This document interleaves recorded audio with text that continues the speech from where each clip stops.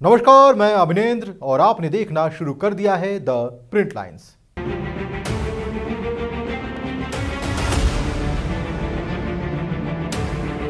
भाजपा के लिए दक्षिण भारत भले ही सियासी तौर पर सूखा माना जाता रहा हो, लेकिन दक्षिण भारत का इकलौता राज्य कर्नाटक ही ऐसा राज्य है जहां पर भाजपा सूखे में भी बीते 2 दशक से लोकसभा के चुनाव में मजबूती से कमल खिलाती रही है।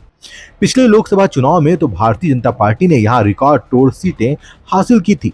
अब शुक्रवार को दूसरे चरण के मतदान में कर्नाटक में पहली बार वोटिंग होनी है। सियासी जानकारों की माने तो भारतीय जनता पार्टी को बदले सियासी समीकरणों के बीच दक्षिण भारत में अपने मजबूत किले को बचाने के लिए बड़ी चुनौती बनी हुई है। वहीं कांग्रेस ने भी सधे समीकरण से भारतीय जनता पार्टी को शिकायत देने का चक्रव्यूह रचा है।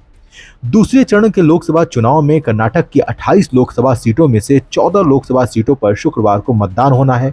यह दक्षिण भारत का वह राज्य है जब पूरे देश में भारतीय जनता पार्टी केंद्र में आने के लिए संघर्ष कर रही थी, तो इस राज्य से उसको सबसे मजबूत सपोर्ट मिलता था।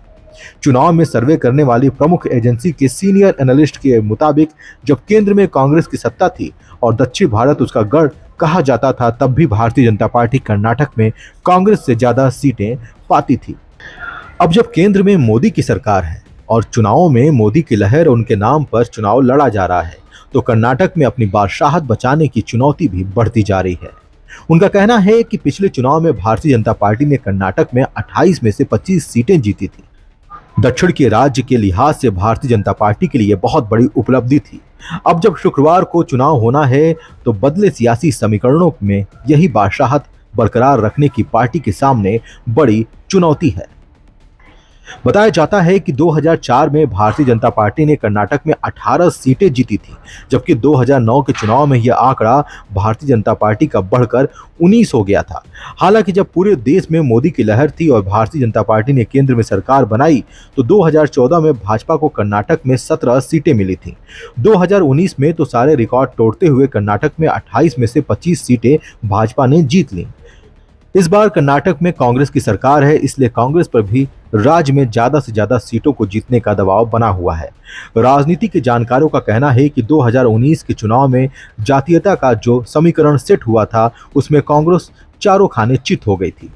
बताया जाता है कि पिछले चुनाव में कांग्रेस के पाले से ओबीसी वोट छिटक कर दूर चला गया था, लेकिन इस चुनाव में जातिगत समीकरणों के लिहाज से न सिर्फ भारतीय जनता पार्टी बल्कि कांग्रेस ने भी मजबूत गोलबंदी की है। कहा जा रहा है कि कांग्रेस जहां कर्नाटक में मुसलमान को अपने साथ जोड़ने में लगी है, तो वहीं मल्लिकार्जुन खड़गे से दलित समुदाय को जोड़ने का अभियान चल रहा है।